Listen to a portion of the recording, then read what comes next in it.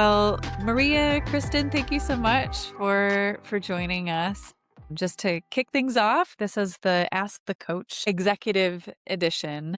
My name is Megan Severson, and I'm a Senior Director of Recruitment with NRG. And yeah, we're just really excited to host this special Q&A for executive leaders that are on the job hunt. So Kristin, Saybe, maybe I'll turn it over to you next to share a little bit more context and kind of the vision for the event here. Yeah, so I'm Kristin Saybe. I work with NRG as the career coach. I work with a lot of nonprofit leaders who are searching for their next role. I know that oftentimes executive leaders have very specific questions about their searches and sometimes are starting to look before they want that to be public. And so we wanted to offer this as an opportunity for folks to submit questions and have their questions answered in a quieter fashion, maybe. So that's the idea. And then I also was excited to work with Mariya, who's here joining us, who also does a lot of work with executive leaders, both in the US and internationally.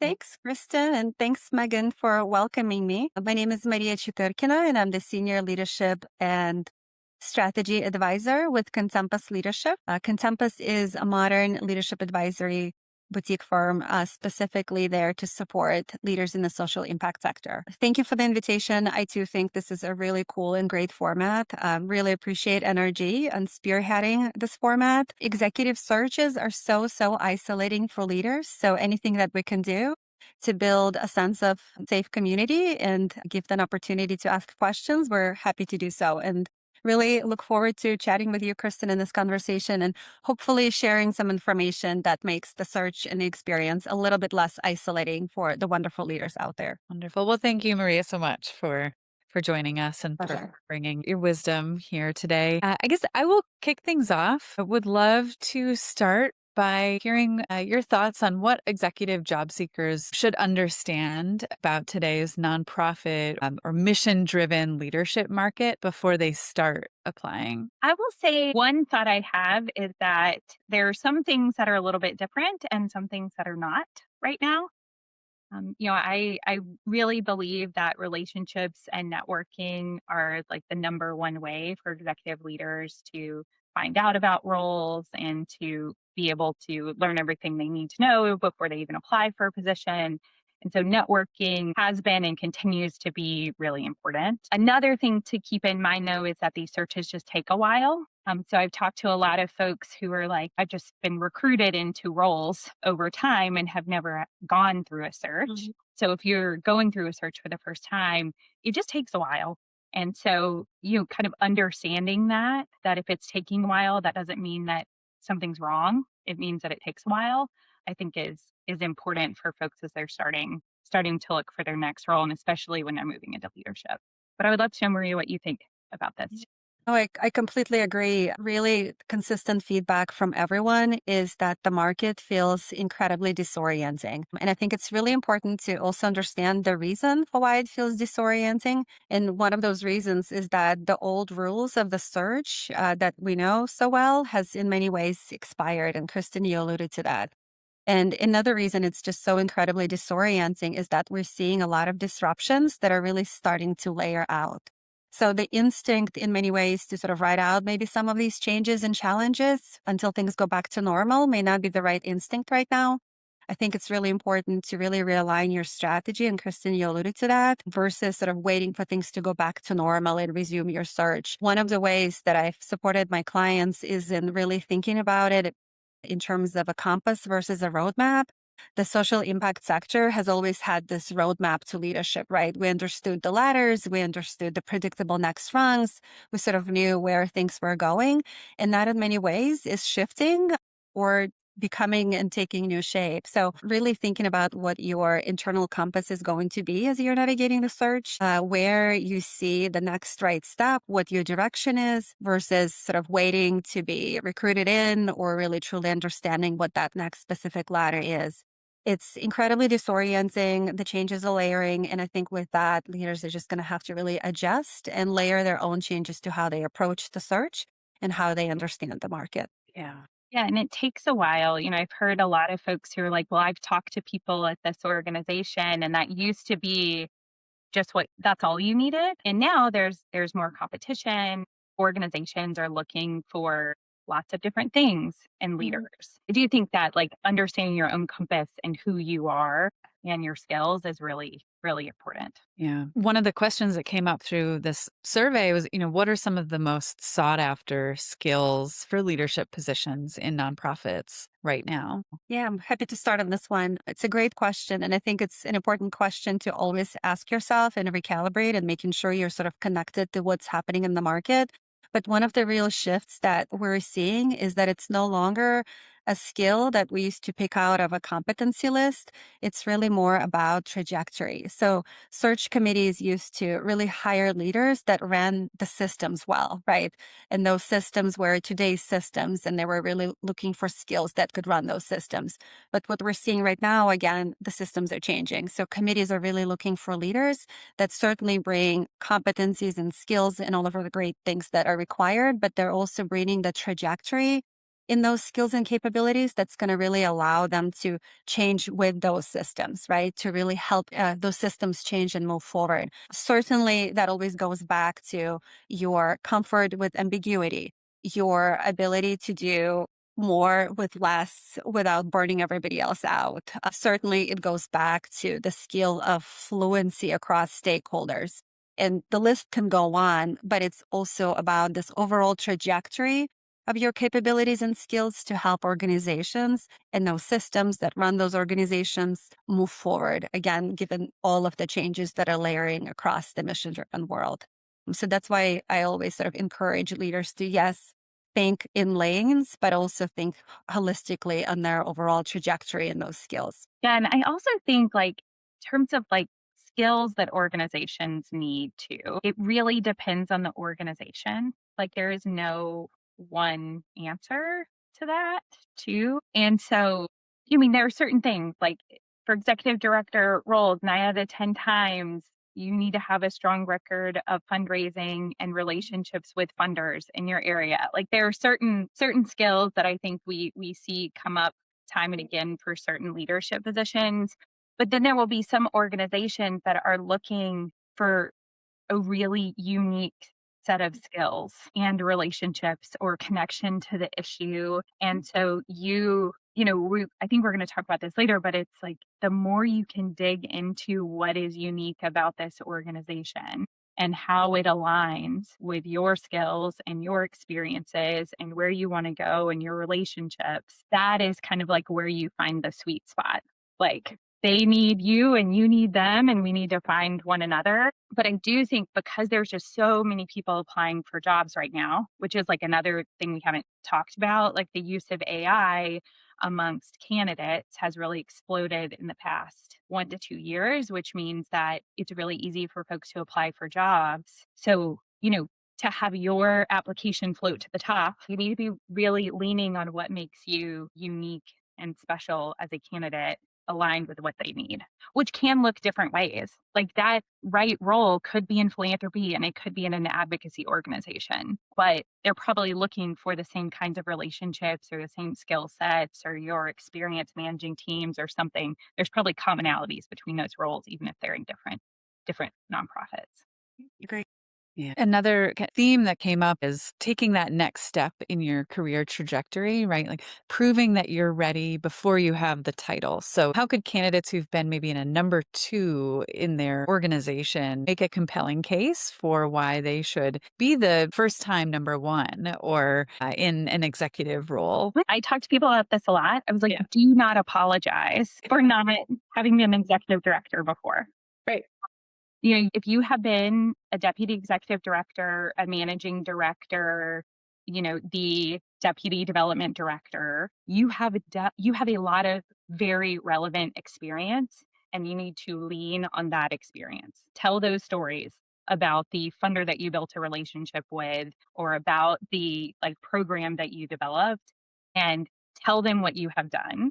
And then it's up to the committee to decide if that meets their needs. Yeah. It's like, don't apologize. Fully agreed. And also a number two in one organization in the level of seniority and scope could be very much a number one in a different one, right? So it's important to also always step back from the titles and the specific rungs and really look holistically again at everything that you have accomplished, everything you're capable to doing going forward. Another exercise that's really useful before you kind of dive into the search of going after number one is really thinking holistically about what your path to leadership is, right? What is the reinvention that has to happen between the number one and number two, right? Even if you're looking at that committee that sees you as a number two and you have to close that gap for them, try to close it intentionally, right? This is the reinvention that I see in my leadership. This is who I am becoming, right? A lot of committees do see you squarely through the prism of the titles, right? So you have to proactively talk to that gap and that misconception. And that really begins with answering the question of who am I becoming? Not what I can do more of, because that sounds and that comes across as a promotion talk, right? But who am I becoming? How am I leading, right? How am I really positioning myself, my team, the organization, the mission for that next chapter? So that's an important conversation to have with the committee and really frame it less about doing more of, but more how and why, right? And who am I in that reinvention? So that's a useful way to also look at it, because there's sometimes that gap that you just have to address, but not in a defensive way, but more holistically, again, in the career and your journey and your path to leadership and what that means. Yeah, I often find that with the leadership positions is when those kind of questions will come up in interviews, more of what I call during our interview prep of like your vision, the vision questions. What is your vision? Like, how would you build this pipeline? How would you lead this team? And so being prepared to speak to your strategy and vision for this organization, I think is really, really important preparation for you. Yes. Um, the other Love thing that that framing. the other thing that's made me think about is like why it's so important to network before, during, and after the interview process. Talk to like everyone you can, because that's how you are going to be able to find out like what is it that the hiring team is worried about? Yeah. Like what are their priorities so that you can get in front of that and address those.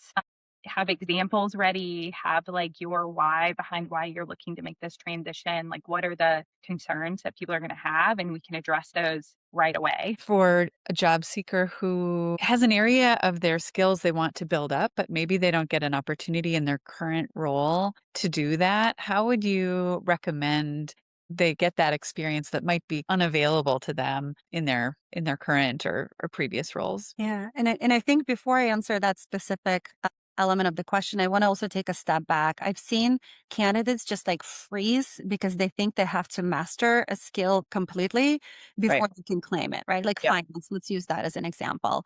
They Yep. think that I must master it before I can say that I'm confident in it. So important first step is to reframe it a little bit and think about what is the minimum effective dose in terms of that improvement that I can take, right? What is my baseline right now with that particular skill? And what is the smallest next step that I can take that moves me forward in that skill? So, using the finance as an example, right? Internally, that might be sitting on a finance subcommittee. If that is not possible internally, there's plenty of volunteer roles. Board service is a popular one where you step outside your organization and take that one step forward in mastering that skill. So it's not complete mastery, but it's that trajectory again and demonstrating that you're moving, you're building an on-ramp for that particular skill set.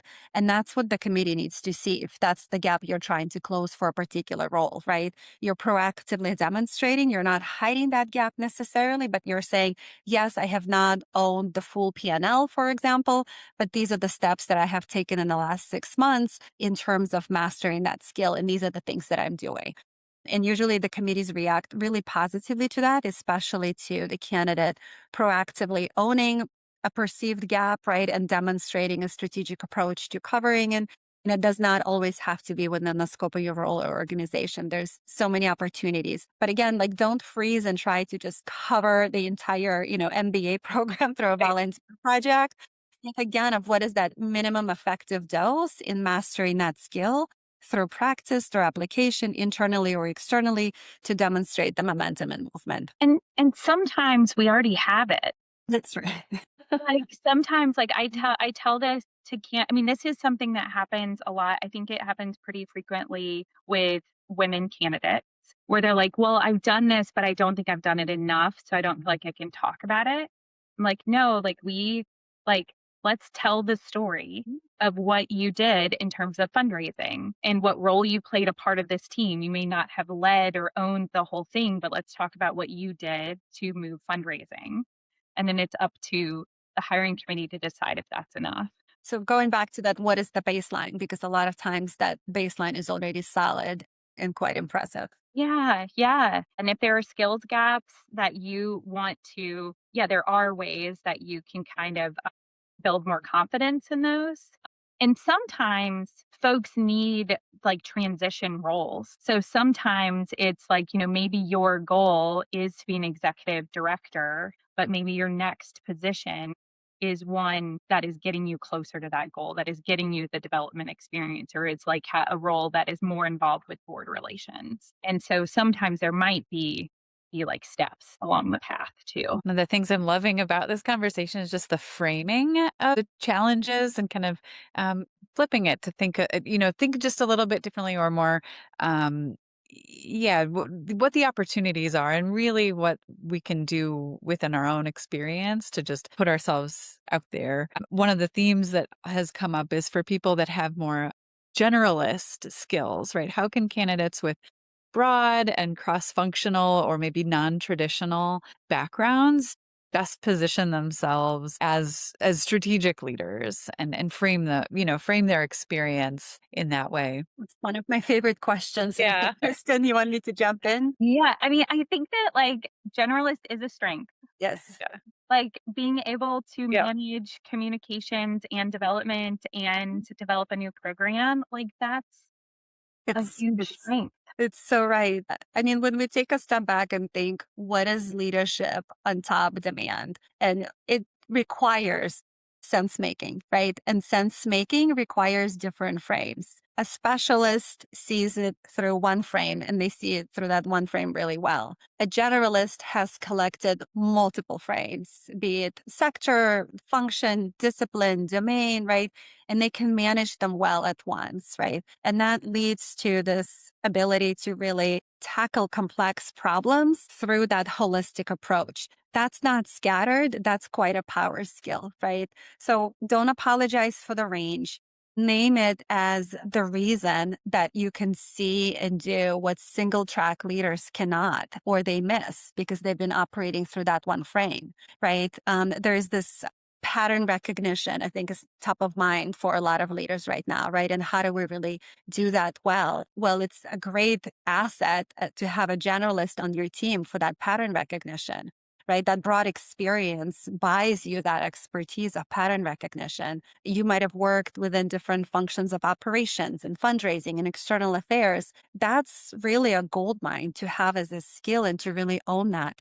It's still on you to be able to talk about how that's an asset and how that will generate value for the particular role or organization. So that doesn't dismiss that requirement of you really owning that and knowing how to talk about it and how to apply it and how to really lead effectively. But that narrow candidate with one domain cannot quite do that, right? Right. And generalist recognizes multiple domains. And I think that's really what a lot of also organizations are valuing. It's no longer a single lane.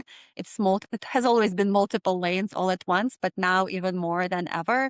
So I really encourage all generalists to start thinking about how that's really a power skill in that dynamic really moving forward and that ability to connect the dots. So I'm always celebrating generalists and inviting them to really own it as a strength. It is important to like, you will want to pursue roles that are looking for a generalist, right? Like, you will not be as strong of a candidate for a chief financial officer role who is looking for someone who is like an accounting background. And it's like, you know, do not pursue that role. That is not, that is a specialist role. So, but there are lots of roles that are like cross functional. I think one of the trickier things is that the titles are across the board. Right. Yeah.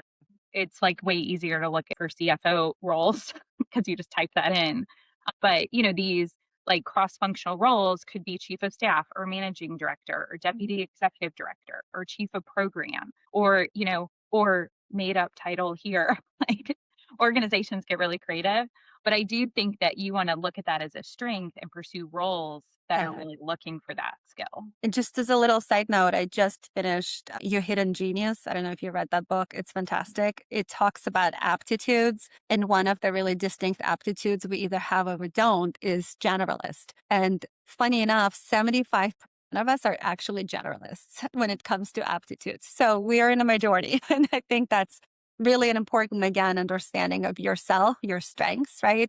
And the lanes in which you're able to really navigate that more naturally and really owning that. And I think thankfully a lot of the roles, which might seem in one way is frustrating for job seekers because they're throwing everything into one pot, but there's really that need again for being able to navigate multiple domains simultaneously and understand how they connect. So if that's your lane, own it, and I think there's going to be a lot of opportunity for that too. Great. For people who are maybe navigating a pivot or wanting to shift to a different either sector or a level, what do search committees need to hear to believe that their background is not just transferable, but actually compelling? So moving from fundraising to philanthropy or external affairs to executive leadership, just any suggestions you would make to somebody who is considering or is working at making a pivot in the actual title or sector of work that they're doing? I think one of the things right now too is that there are certain industries in the nonprofit field that have been really decimated Mhm. right now. Like we've talked about like the impact on USAID and international development. There's a lot of C3 organizations that have been dependent on government funding. And so, this has come up more where folks are looking to switch to go from international to national or, yeah, looking to get into new. So I think this is it's just a reality for a whole set of job seekers. Yeah. I want to offer also another lens, if helpful. When we think of transferable, it really reads as defensive, right? It says, trust me, my skills will carry over. And I'm Yeah. trying to add a little bit of a Yeah. negativity, but that's how it comes across. Compelling is different, right? So how can we be compelling when we are making a pivot? And that's really the only way to do that is by demonstrating that you are already doing it, right? So we can never think our way into acting differently. We can only act our way into it. So if you're showing the committee that you have already begun making that pivot, you're not asking them to take a leap of faith. And that beginning, again, does not have to be already a new career chapter. It can be those steps, right? I have already pivoted into XYZ by doing a volunteer project or taking a consultancy or a board, whatever that is, really demonstrating already momentum that has begun into that pivot. So talking less about transferable, but more about in progress. This is already happening, right? And this is how that pivot is already playing out. You're not asking the committee to take a leap of faith on you and just trust you that it's going to transfer. Show it, right? Well, and one thing that comes up a lot when folks are moving industries is that the language can be different. So you could already be doing the thing and you're bringing Yes. up the like stakeholder management, and so you need to take a kind of critical eye to your materials and say, how can I kind of like translate the language to match the new role that I'm pursuing? I think that has been a kind of a tension that I feel like has come up a lot with folks that I'm working with that are, moving from different organizations, especially I think these like large organizations that have their like language unto themselves that we need to transition the language some. The other thing I think that's really important is that you just need to find out more about what is compelling to the hiring committee. So, hiring committees spend a lot of time creating these job descriptions. So, like, thoroughly reading it, it is a roadmap for you over what kind of skills or experiences or the issue areas that they find compelling. And so that is like one piece of data that you can use to be like, okay, how do I, what skills do I want to highlight? And then the more that you're just talking to people within the organization or people that, that can also give you insight into what's going on within the organization and what's important to them. So, yes, it's not the transferable piece or the trust me piece. It's like, you have really valuable skills. So, how do we talk about it in a way that they are going to know that it's not taking a chance? You've actually done it. That's spot on. Sometimes it's an unimaginable bridge that we're crossing, where in fact it's just a little hop over the little spring, right? It's not the Brooklyn Bridge, right? It's not big of a leap. It's right there. It's just understanding how they think through it, talk about it, and to your point about having your materials read, I think we have a question coming up. It's so important that they're read by not somebody that knows you from before you are thinking about this pivot, but really, again, the intentionality around the networking and building networks in the new areas that you're going into and making sure that you're connecting with those folks to take a look at your materials, to help you with the language, to help you understand what that looks like is important. Really, really helpful framing. And for somebody who has been maybe at their organization for quite a while, a question that's come up is how do you start over after years at an organization where maybe you were developing a niche set of skills and now they're looking to make a shift to a new organization or potentially a new issue area? But any tips for somebody who's been, at the same organization for a long time? Yeah, I mean, I think the basics are important with this. So some folks who've been in an organization for 20 years, like, yes, the world has changed, but also you are applying for a whole different kind of position now than when you went through the search before. So, there's a few things like spending some time reflecting on what are your skill sets? What are your strengths? What do you want? When we have been professionals for 20 years, we know what we don't want. And like make sure that you're evaluating for that.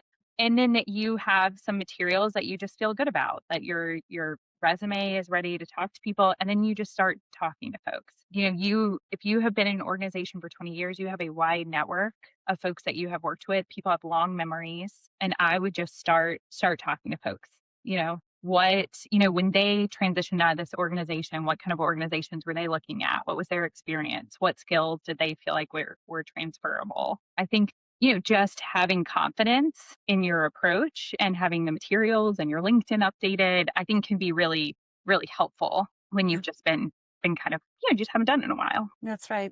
And I do want to acknowledge that this feels incredibly heavy when you think about it, right? The starting over piece, it's heavy, it's hard because a lot of it is not just about the skills, it's about identity, right? You have spent years becoming the person who does X at Y organization. You are known for this. This seems to be your professional persona. This is your brand. And now we're thinking about starting over, right? I remind candidates that you might be starting a new career chapter, but you're not starting over. You're building on the previous one, right? And there's so much that you are bringing from that previous chapter into the next one. So, in many ways, yes, you are starting something new, but you're not starting over. So, really thinking intentionally about what has served you well that you really want to pull into the next chapter, the connections that Kristin talked about. But importantly, the homework is also going to be on opening up new networks because they don't know you for the previous identity. They only know you for what you're trying to become, right? So I think it's really important to also introduce that energy into your life, into those conversations, because your existing network, as wonderful as it is, it only knows you for who you were, right? And you're trying to go into a new direction. So both have to complement what that search looks like and what you're trying to become and where you're moving to. But it's not over. It's not from scratch. Right. It's building everything that you have. So that's a helpful, hopefully, mind shift. And I think there's something to celebrate there as well, because you do have that autonomy and you have that choice and that intentionality. You're wiser, you're more experienced. You just have to really stack that chessboard in your favor and, stack it intentionally with varied players and networks and conversations and just keep going. Yeah. I think that's so great. You're right. You're not starting over. You have 20 years of experience. The other thing that I often talk to folks about is that you also, when you're thinking about your next role, when you've been either in one industry or one kind of organization, I really encourage people not to look too far away from that area because you want to be talking to hiring teams who understand and value the work that you have been doing for the past 20 years. So I've thought about that with like folks who have been like, educators for 20 years are looking to move into a role like outside of the classroom. You want people who understand and value what it takes to be a classroom teacher and the amount of energy and work, and so you want to stay kind of like, you know, you don't need to say the exact same Yeah. thing, but like close by can just help make sure that you are really, that you are just being valued for all the work that you've done previously. Well, this is really, really helpful. Again, framing and just tips for the mind shift around not starting over, but starting the next chapter. We've touched on networking a bit here, but I'd love to, hear more of your thoughts around, at the executive level, what actually works for building relationships with hiring managers, building out networks, recruiters or search firms, especially when you don't already have maybe a personal connection or somebody who can make a warm introduction. Yeah. I'm yet to speak with an executive who hasn't like rolled their eyes when I said we need to network. I mean, for some Yeah, reason that just right. like takes the energy out of the room Yeah, because the way,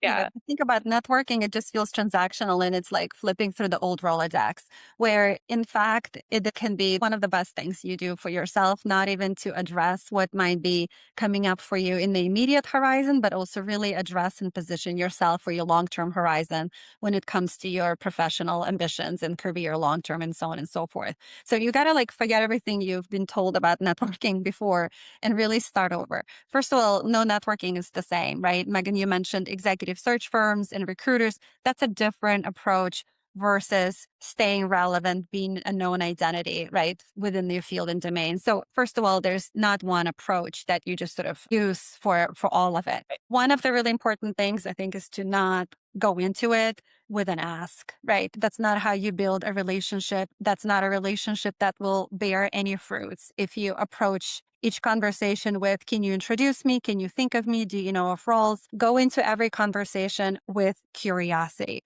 You are asking questions, not asking for things to position yourself to be more knowledgeable, more insightful, more prepared, more informed, right? It's all about understanding the shifts. It's all about understanding the patterns.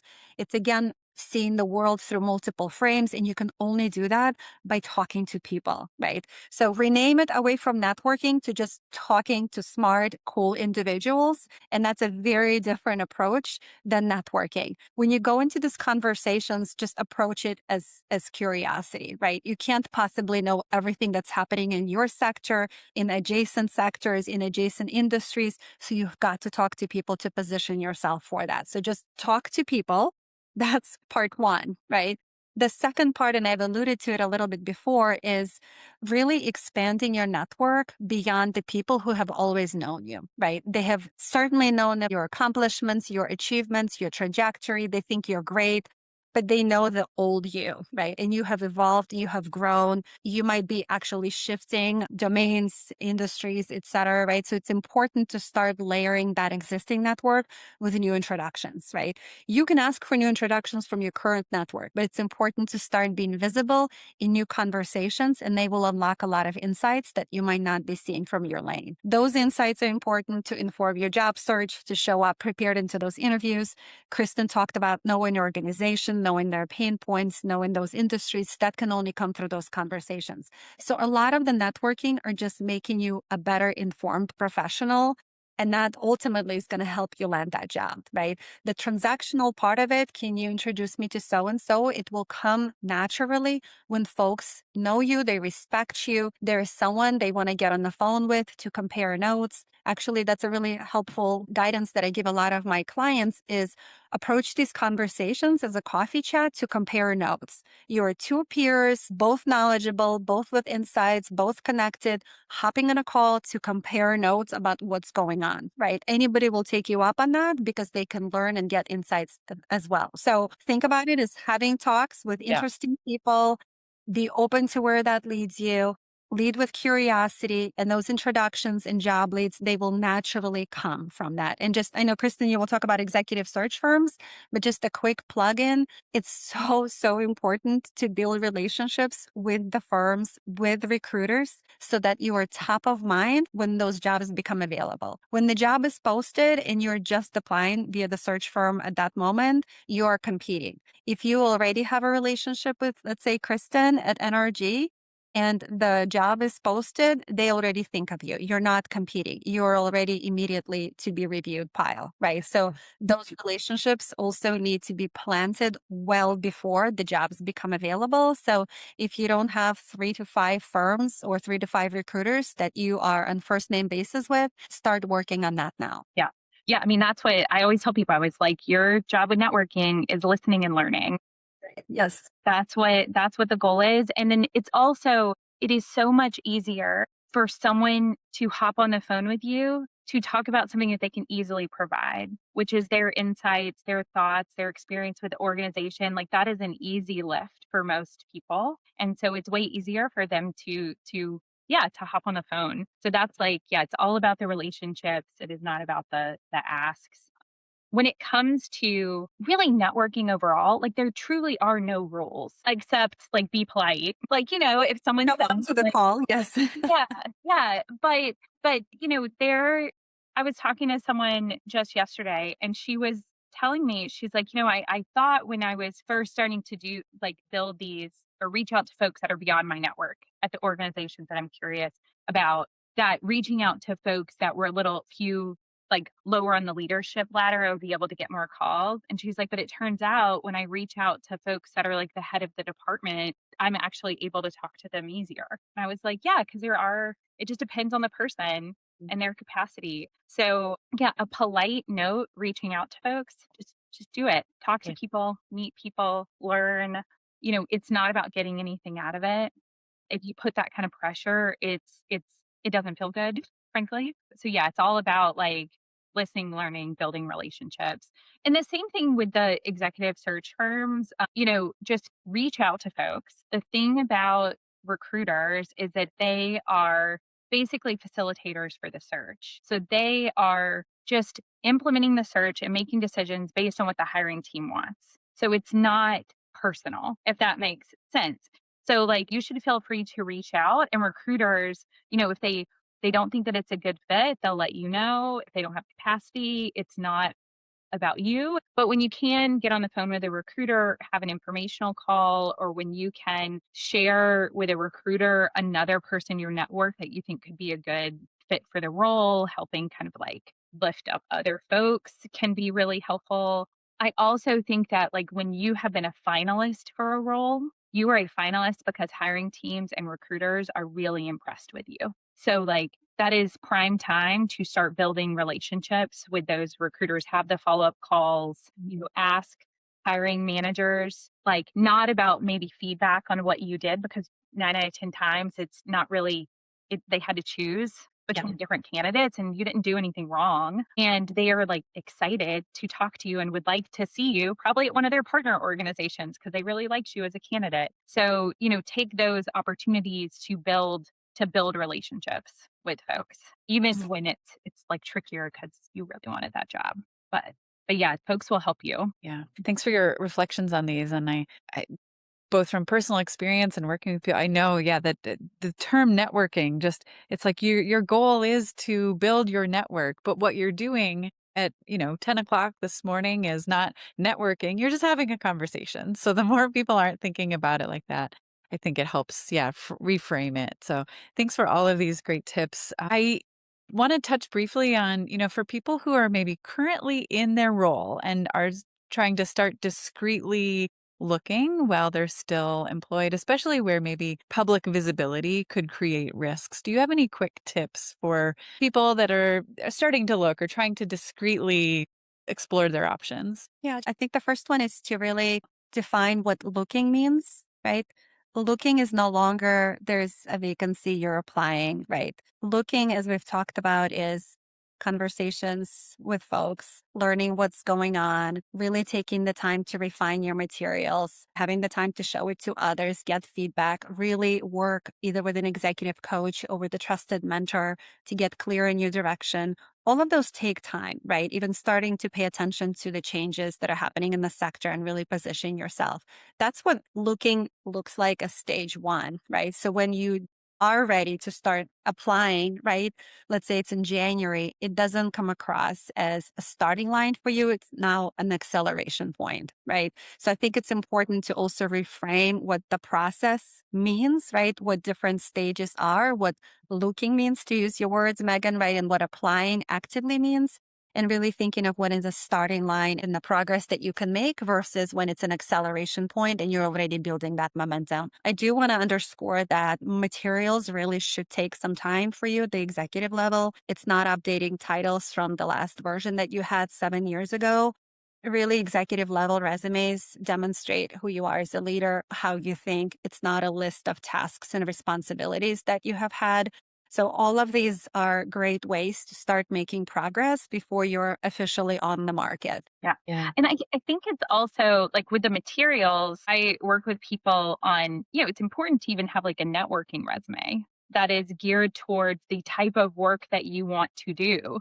So like what is the type of work? What are the kind of like even if you're starting, one exercise is like let's look at roles and see which ones are speaking to you and the types of organizations and how would you, how do you want to talk about your experience so that it would speak to those positions. I also think it's really important to just start talking to the people that are close to you. So, like, you are not going to be super public, but you do want the people that you trust to know, to start like getting their advice, to start talking to them about what you're thinking about. And you do not have to have like, here's my pitch ready, or here's definitely what I want to do. Like, you could have some time where you're having more of these like listening and learning conversations with like, what does it look like for people that have transitioned from advocacy into philanthropy and Mhm. just talking to people about who have made that transition about like what their experience was like. That doesn't mean that you're ready to do it right now, but like having that conversation could be really helpful. So yeah, I mean, I think it's both the like your personal work and then also, relationships take time and you can start talking to people today. Exactly. Great. Thanks for touching on the need for the, just the materials and how to support those two. I know as we wrap up here, for people who are, maybe getting few interviews or feeling stuck or just unsure if they're aiming too high, what would you want them to remember or to take away? I think you're never stuck, right? The momentum might feel differently at different points in the journey, right? Sometimes you're sprinting, sometimes you feel like you're paused. It's all progress, it's rarely a straight line. But as you are in this process, and will probably be again at some point in your life, what I encourage my clients to think about is what is your personal resource management, right? I call it fully engaged and calmly detached, right? It's so important to put your energy effectively towards activities that truly matter in making progress and ensure as much as possible minimal wasted effort on emotion, right? And that balance is really critical, whether you need a job yesterday or whether you might just be casually looking, right? And understanding again what fully engaged means for your situation. And again, it's conversations, right? And then we've talked about all of it and where you really need to calmly detached. There are things, as we know, within your control, and there's things that are market, other candidates, etc. So I would encourage you, even if you're feeling stuck or you're making a lot of progress, you might eventually be stuck again, right? Is to find what that means for you. So again, fully engaged but calmly detached, I think is a great way to manage your energy. And that is an important starting point on the process is you having the right energy to tackle it all. Yeah, I do love that. Yeah, I mean, I talk to people about that you need to put, if you're going to apply for a role, you need to put your best foot forward. And that takes time and energy.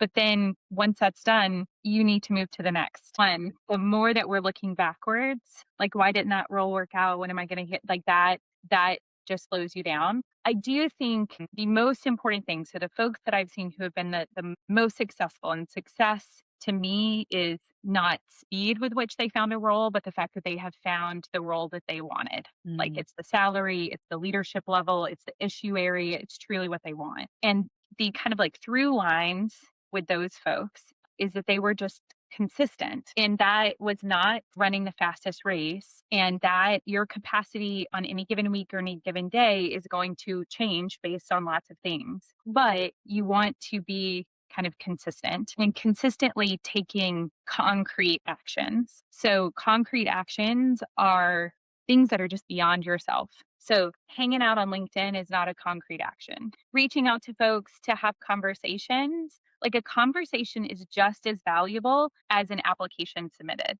sometimes more so. Sometimes more. So, like, the more that you're just like, okay, I'm going to be consistent about talking to people, consistent about, keeping my eyes open and being discerning when I see roles and applying for them appropriately, but not putting too much pressure on yourself to get like 10 applications out the door or having this, it's not, there is no formula that if like, oh, if I apply to 100 jobs, I'll get a job like that. It's way more about being consistent and yeah, just consistent with the process and taking, just actions. The other thing I really focus with folks on is setting goals around those actions. Like our ultimate goal is to find a job. That will not happen this week. So if we go at the start of every week and be like, my goal is to get a job, and at the end of the week, we're not going to hit that job or that goal except for one week. And so let's take a step back and be like, okay, my goal is actually based on these concrete steps that are advancing me towards my ultimate goal and celebrate that. Like when you've had conversations, when you've submitted the thing, when you've prepared for the interview, like pat yourself on the back, go stand in the sunshine, do some yoga, walk your dog. Like our lives are more than this search. Yeah. When I was on my last search, and if I got a no or a rejection, our family would go get ice cream. And it was like, because it was still one step forward in the, moving towards the next thing. So, Right. yeah. Well, thank you both so much, Mariya and Kristin, for your wisdom and for this helpful framing. Kristin, I don't know if you want to just kind of share out what will be coming for folks or the resources available here. Yes, we run these webinar sessions about quarterly. So there's Ask the Coach sessions that you can attend, also networking events to just be able to start like meeting with, again, with the goal of listening and learning and meeting folks. And then, of course, if you have specific questions or needs or support, I have time available to meet with folks too. And then, and also if you see NRG jobs that you're interested in, reach out. Great. Wonderful. Well, thank you both so much. It's been a you. real joy and a real lift here today. So we'll talk to you later. Bye.